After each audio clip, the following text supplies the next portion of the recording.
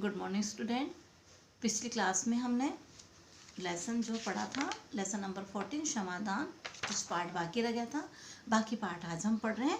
Let's page number 84, lesson number 14, second paragraph से पढ़ रहे हैं बच्चों। स्त्री स्त्री देखा मेरा सपना कैसे सच निकला, क्योंकि उसने अपने पति को मना किया था ना कि मैंने बुरा सपना देखा है, तुम्हारे बाल श्वेत हो गए हैं, तुम मत जाओ।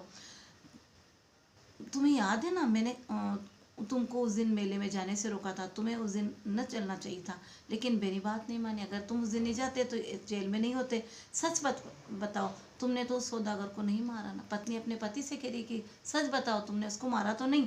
भागीरथ, क्या तुम्हें भी मेरे ऊपर संदेह है? भागीरथ कह रहा है अपनी पत्नी से कि तुम्हें मेरे ऊपर संदेह हो रहा है।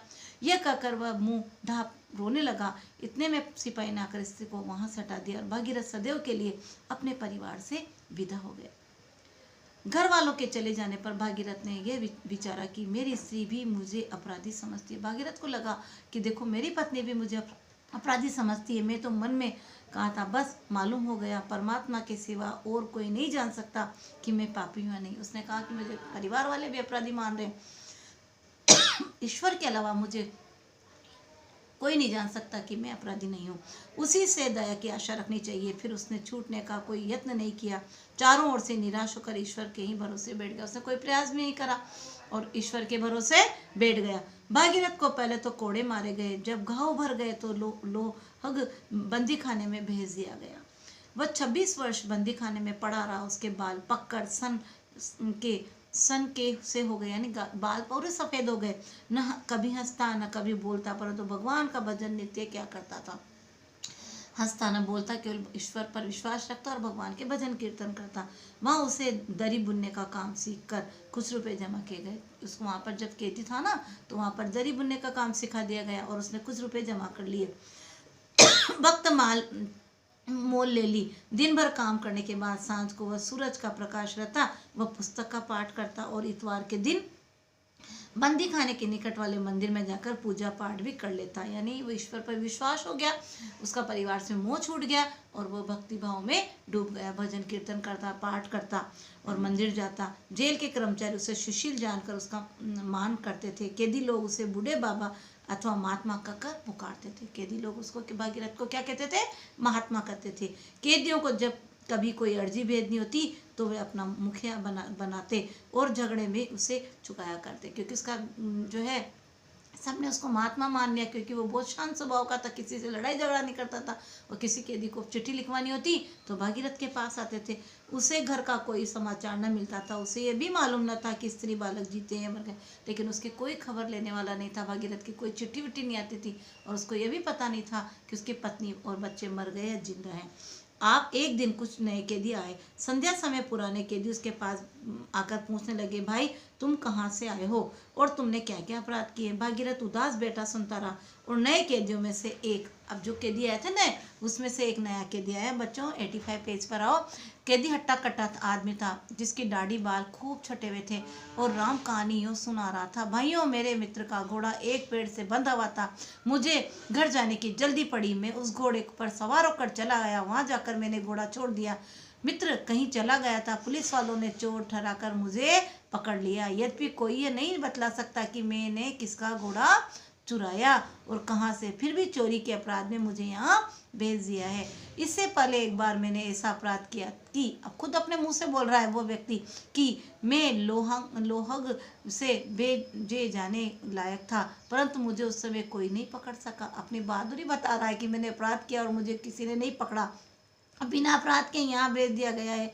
एक कैदी, तुम कहाँ से आए हो? नया कैदी, दिल्ली से। मेरा नाम बलदेव है। जो नया कैदी आया था बच्चों, उसका नाम क्या था? बलदेव था। भागीरथ, भला बलदेव से तुम भागीरथ के घर वालों का कुछ हाल मालूम है? जीते जी मर गए। बलदेव, जानना क्या, मैं उन्हें भली भांति जानता हूँ। अच्छे मालदार हैं। हाँ, उनका पिता यहीं कहीं कैद है। मेरे ही जैसे अपराध उनका भी था। बूढ़े बाबा, तुम यहाँ कैसे आए? अब देखो भागीरथ में अपनी विपत्ति कथा न कही, केवल हाय कहकर बोला, मैं अपने पापों के कारण 26 वर्ष से यहाँ सड़ रहा हूँ। भागीरथ बता रहा है कि मैं अपने पापों के कारण 26 साल से यहाँ सड़ रहा हूँ। बलदेव क्या पाप है, मैं भी सुनूं। भागीरथ भाई जाने दो, पापों का फल अवश्य भोगना पड़ता है। वह और कुछ न करना चाहता था, परंतु दूसरे कैदियों ने बलदेव को सारा हाल कर सुना। बलदेव और दूसरे कैदियों ने हाल सुना दिया। दूसरे कैदी बलदेव से पूछने लगे कि तुम भागीरथ को देखकर चकित क्यों हुए, तुमने क्या पहले कभी उसे देखा है? परंतु बलदेव ने उत्तर नहीं दिया। भागीरथ के चित्त से यह संशय उत्पन्न हुआ कि शायद बलदेव रामपुरी सौदागर के असली मारने वाले को जानता है। भागीरथ के मन में हुआ कि ये उसको जानता है ना, असली मारने वाले को जानता है। बोला, बलदेव सिंह क्या तुमने ये बात सुनी है और मुझे भी पहले कभी देखा है? बलदेव, ये बातें तो सारे संसार में, बच्चों टर्नी और पेज फैल रही है कि मैं किस तरह न सुनता। बहुत दिन बीत गए, मुझे कुछ याद नहीं रहा। भागीरथ, तुम्हें मालूम है कि उस सौदागर को किसने मारा था? भागीरथ पूछ रहा है। बलदेव हंसकर, जिसके थैले में छुरा निकला वही उसका मारने वाला। किसी ने थैले में छुरा छुपा दिया हो तो जब तक कोई पकड़ा न जाए उसे चोर कौन कर सकता है? उसने कहा, जिसके थैले में छुरा मिला वही चोर है। अब असली चोर नहीं पकड़ा जाए तो जब तक तो वही व्यक्ति अपराधी है। थैला तुम्हारे सिरहाने धरा था, यदि कोई दूसरा पास आकर छुरा थैले में छिपाता तो तुम अवश्य जागते।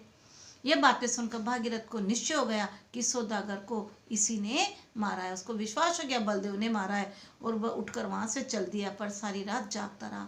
क्यों जागता रहा? कि उसको लगा कि देखो जो अपराध मैंने नहीं करा, आज मैं 26 साल तक इस जेल में सड़ रहा हूँ। एक रात वह जेल खाने में टहल रहा था कि कैदियों के सोने के चबूतरे के नीचे से मिट्टी गिरते देखी।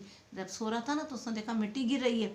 वह वहीं ठहर गया और देखूं कि मिट्टी कहाँ से आ रही है। सहसा बलदेव चबूतरे के नीचे से निकल आया और भय से कांपने लगा। भागीरथ ने आंखें मूंद कर आगे जाना चाहता था। बलदेव ने उसका हाथ पकड़ लिया और बोला, देखो मैंने जूते में मिट्टी भरकर बाहर के फेंक कर यह सुरंग लगाई है। उसने क्या करा? जेल में सुरंग बना दी। चुप रहना, मैं तुमको यहाँ से भगा देता हूँ। ये शोर करोगे तो जेल के अफसर मुझे जान से मार डालेंगे, परंतु याद रखो कि तुम्हें मारकर मरूंगा, यूं नहीं मरता। क्या बोला? कि मैं तुम्हें मारकर ही मरूंगा। भागीरथ अपने शत्रु को देखकर क्रोध से कांप उठा। जब जो अपराध उसने नहीं करा, जिस अपराधी ने अपराध किया वो सामने आ जाता है तो वो कांप उठता है क्रोध से और हाथ छुड़ाकर बोला, मुझे भागने की इच्छा नहीं है और मुझे मारे हुए तो तुम्हें 26 वर्ष हो गए। उसने कहा, मुझे भागना होता तो पहले भाग जाता और मैं तो मर ही गया, क्योंकि जेल में 26 वर्ष मैंने जो सजा मैंने अपराध नहीं करा उसकी सजा मैं भुगत रहा हूँ। यही हाल प्रकट करने की बात जैसी परमात्मा की आज्ञा होगी वैसा होगा। अगले दिन जब कैदी बाहर काम करने गए तो परे वालों ने सुरंग की मिट्टी बाहर देखी और खोद लगाने का सुरंग का पता चल गया। हाकिम कैदियों से पूछने लगे, किसी ने न बतलाया, क्योंकि वे जानते थे कि यदि बतला दिया तो बलदेव मारा जाएगा। अफसर भागीरथ की सत्यवादी जानते, अफसर भागीरथ के पास गए क्योंकि भागीरथ को सत्यवादी मानते थे। उससे पूछने लगे, बूढ़े बाबा तुम सच्चे आदमी हो, सच बताओ कि यह सुरंग किसने लगाई है? बच्चों इसको अंडरलाइन करो। बूढ़े बाबा तुम सच्चे आदमी हो, सच बताओ यह सुरंग किसने लगाई है? अफसर बाबा तुम चुप क्यों हो गए, बतलाते क्यों नहीं? हाकिम ने बार बार पूछा, परंतु भागीरथ ने कुछ भी नहीं बतलाया। बात टल गई। उस रात भागीरथ जब अपनी कोठरी से लेटा हुआ था, बलदेव चुपके से भीतर आ कर बैठ गया। भागीरथ ने देखा और कहा, बच्चों नेक्स्ट पेज पे आओ, 87 पे। तुम क्या चाहते हो? यहाँ से चले जाओ, नहीं तो मैं पहरेदार को बुला लूंगा। बलदेव पाँव पकड़कर, भागीरथ मुझे क्षमा करो, क्षमा करो। भागीरथ क्यों? बलदेव मैंने ही उस सौदागर को मारकर तुम्हारे थैले में छिपाया था। मैं तुम्हें भी मारना चाहता था, परंतु बाहर से आहट आ गई और मैं छुरा थैले में रखकर भाग निकला। उसने कहा, बाहर से आहट आ गई, मैं तो तुम्हें भी मारना चाहता था। भागीरथ चुप हो गया, कुछ नहीं बोला। बलदेव भाई, भागीरथ भगवान के वास्ते मुझ पर दया करो, मुझे क्षमा करो, मैं कल अपना अपराध अंगीकार कर लूंगा, तुम छूटकर अपने घर चले जाओगे। भागीरथ बात बनाना सहज है, मैं 26 वर्ष के इस दुख को देखो, अब मैं कहाँ जा सकता हूँ? मेरी स्त्री मर गई, लड़के भूल गए, अब तो मेरा कहीं ठिकाना। उसने कहा, 26 साल मैंने जेल में बिता दिए, मेरी स्त्री मर गई या जिंदा है, बच्चे मेरे मर गए जिंदा है, मुझे कुछ पता नहीं। बलदेव धरती से माथा फोड़कर रो रो कर कहने लगा, मुझे कोई कोड़े लगने पर भी इतना कष्ट नहीं हुआ था जो अब तुम्हें देखकर हो रहा है। क्यों दुख हो रहा? क्योंकि उसको पता लग गया था भागीरथ को किसने मुझे इसने उसको मारा है व्यापारी को, लेकिन फिर भी उसने कुछ नहीं कहा। लेकिन जब व्यक्ति को खुद को अंदर से एहसास होता है कि देखो मेरी इस कर्मों की सजा ये व्यक्ति भुगत रहा है, तो व्यक्ति अपना आप ही पछताने लग जाता है, क्योंकि ईश्वर भी देखता है। उसने दया करके सुरंग की बात नहीं बतलाई। क्षमा करो, मैं अत्यंत दुखी हो रहा हूँ। यह कहकर बलदेव धाड़ मार कर रोने लगा। भागीरथ के नेत्रों से भी जल की धारा बह निकली। बोला, पूर्ण परमात्मा तुम पर दया करे। कौन जाने कि मैं अच्छा हूँ अथवा तुम अच्छे हो, मैंने तुम्हें क्षमा किया। देखो भागीरथ का दिल कितना बड़ा था, उसने बलदेव को क्षमा कर दिया। जिस व्यक्ति ने उसको जेल में भेजा, 26 वर्ष की सजा काट रहा था, वो नियर अपराधी था, लेकिन फिर भी उसने सजा काटी, लेकिन उसने भागीरथ ने उस बलदेव को माफ कर दिया। अगले दिन बलदेव ने स्वयं कर्मचारी के पास जाकर सारा हाल सुनाकर अपना अपराध मान लिया। खुद ने अपना अपराध मान लिया, परंतु भागीरथ को छोड़ देने का जब संदेश आया तो भागीरथ का देहांत हो चुका था। और जो जहाँ देखो इस लेसन में क्या शिक्षा मिली? क्षमादान। देखो जो भागीरथ था, हाँ, उसने क्या करा? बलदेव को क्षमादान दे दिया। और जब उसने क्षमादान दिया तो जिसने अपराध किया था वो अपना अपराध खुद ने अपने मुख से बताया और उसके पैरों में गिर पड़ा कि मुझे माफ़ कर दो। लेकिन जो है जब उसको सजा जो है उसको छोड़ने का आदेश आया तो बेचारा भागीरथ मर गया था, ईश्वर के पास चला गया। बच्चों, मैंने आपको दिसंबर का लेसन पढ़ा दिया है। इसके क्वेश्चन आंसर मैं PDF से सेंड कर दूंगी। Thank you.